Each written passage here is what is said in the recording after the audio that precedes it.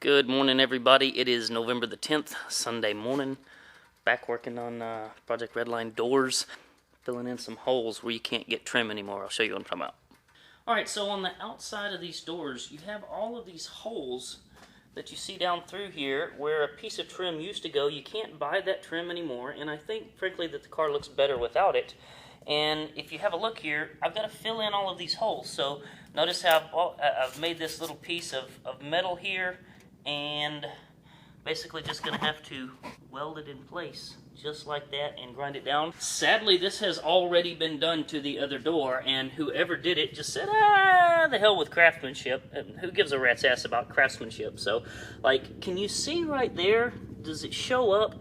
They've filled it in, but when they went to go grind it down, they just went ahead and said, you know what, the more the merrier, and just dug into it with an angle grinder.